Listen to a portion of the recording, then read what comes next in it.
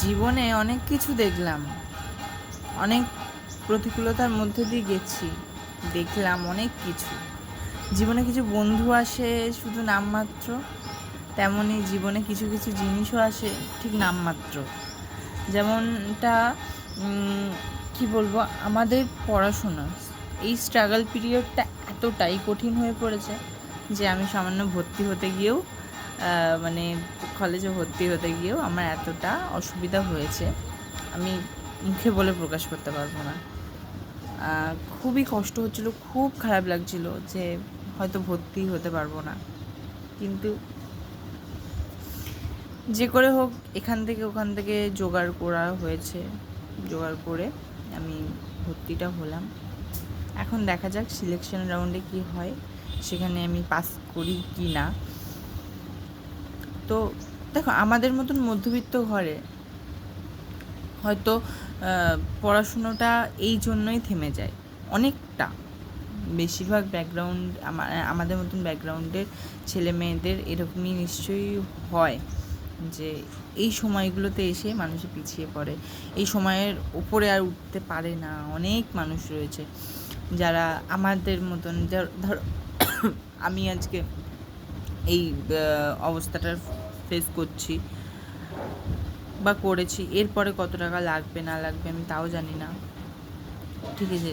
তো তাও ভর্তিটা হলাম, দেখা যাক এবার আমি টানতে পারি কি না। এবার আমি নিজের ব্যবস্থা নিজেকে করার একটা টেন্ডেন্সি নিয়েছি যে নিজের কাজটা আমি নিজে করে, নিজে রোজগার করে, নিজে ইনকাম করে তবে আমি মানে ওই ভর্তি বলো, টাকা বলো, সমস্ত কিছু আমি নিজে দেব।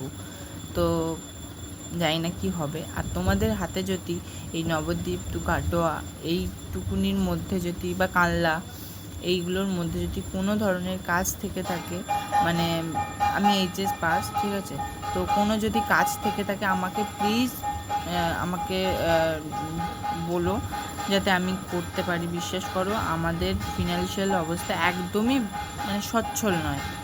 আর আমি দেখো তোমাদের কাছে আমি খুলে খালে বললাম, কারণ তোমরা হচ্ছ আমাকে লাইফের পার্ট বলতে গেলে। তোমরাও তো একটা বন্ধু না আমার বিশেষ করে। তো সেই জন্য আমি পুরোটাই তোমাদের সাথে শেয়ার করলাম। তো তোমরা প্লিজ যদি কেউ কোথাও থেকে একটা কাজ জোগাড় করে দিতে পারো, আমার তো খুব হেল্প হয়। তো যদি পারো অবশ্যই আমাকে বলো।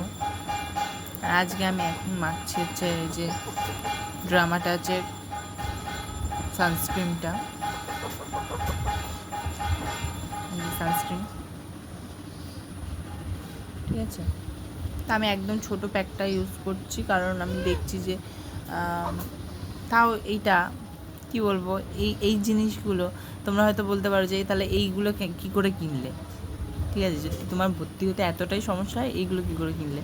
হ্যাঁ, তখন আমি বুঝতে পারিনি যে আমার এতটা অসুবিধা হবে। আমি বুঝতে পারিনি যে আমার এতটা খারাপ পরিস্থিতি যাবে বা কিছু। কিন্তু এখন যখন বুঝতে পারছি, তখন তো আর কিছু করার নেই। এগুলো আমি কিনেছি, মানে কিভাবে আমি সেটাও বলছি। আমি ঘুরতে গিয়েছিলাম, তো ঘুরতে গিয়ে আমার ওখানে আমাকে ধরো আমার একটা পিসি দিয়েছিল কিছু টাকা। তো তারপরে হচ্ছে আরও আদার্স আমার মামা দিয়েছিল কিছু টাকা। ওইগুলো রেখে জমিয়ে আমি এই জাস্ট 100 কত টাকা করে নিয়েছে এগুলো। মানে তোমরা বুঝতে পারছো আমার স্কিনের রেজাল্টটা খুবই ভালো, খুবই মানে ভালো রেজাল্ট পেয়েছি আমি। তো তাই জন্য আমি এটা কিনতে পেরেছি। আমি জানি না সামনের বার থেকে আর কিনতে পারবো কি না। হয়তো যদি নিজে ইনকাম করি তবে কিনতে পারবো, না হলে পারবো না। তো আমার খুব ইচ্ছা যে আমি নিজে রোজগার করব, নিজেরটা নিজে সামলাবো, যেহেতু আমার মানে আর চালানোর মতন অবস্থা কিছুতেই নেই, ঠিক আছে? তো অনেক কষ্ট, অনেক কিছুর কথা বলে ফেললাম। তো আমি জানি এর মধ্যেও অনেকে হাসবে যে এতটা যখন তোমাদের কষ্ট, তাহলে তোমরা কী করে থাকছো, কী করে খাচ্ছো, কী করে ইয়ে করছো। দেখো, খাওয়ারটা বড় কথা না, আমরা খাই কি জানো, রেশনের চাল। তো সেটা নিয়ে বড় কথা নয়, সেটা বড় কথা নয়, কারণ আমরা আগে তো ভালো খাবারই খেয়েছি, এখন পরিস্থিতির চাপে আমরা খাই। তাতে কি আমি লজ্জা পাবো? লজ্জা একদমই পাবো না, কারণ আমার অবস্থাটা আমিই একমাত্র বুঝতে পারবো। যারা যেই সময় থাকে তারা সেই জিনিসটা বুঝতে পারে, তাই না? সো আমি আমার এই জায়গায় আমি বুঝতে পারছি যে আমার কী অবস্থা, বা আমার কেন এত অভাব, কেন এত কেন এত অসুবিধার মধ্যে পড়েছি, সেটা আমি আমার ব্যক্তিগত জীবন দিয়ে বুঝতে পেরেছি বা পারছি। ঠিক আছে, মানে কী বলবো, কিছু কিছু মানুষ থাকে না যে তোমরা কীভাবে তাহলে চলছো, তোমাদের জীবনটা কীভাবে চলছে, সংসার কীভাবে চলছে। তো সংসারটা চলছেই এভাবে, মানে টেনে টুনে জানো তো। তো আমার স্যার ম্যামেরা যথেষ্ট ভালো, যথেষ্ট হেল্পফুল। আর আমাদেরকে বিশেষ করে আমার আর আমার বান্ধবী, আমরা দুজনা, মানে আমাদের দুজনার ফিনান্সিয়াল অবস্থা প্রচণ্ড লো হয়ে পড়েছে।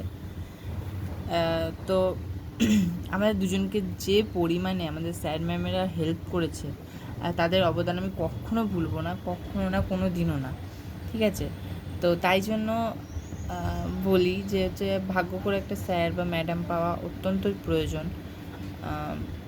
বিশেষ করে বলছি আমি ভাগ্য করে, যেহেতু আমিও পেয়েছি সেহেতু বলছি যে ভাগ্য করে একটা স্যার ম্যাম পেলে এতটা দূর এগোনো যায়। অনেক হেল্প করেছে, অনেক বুঝিয়েছে, অনেক কিছু মানে করেছে, তবেই এত দূর এগোতে পেরেছি। আর তার থেকে বড় কথা, মানে বলে না, যাদের ইচ্ছা থাকে তাদের, যাদের মন আছে তাদের নেই ধন, আর যাদের ধন আছে তাদের নেই মন।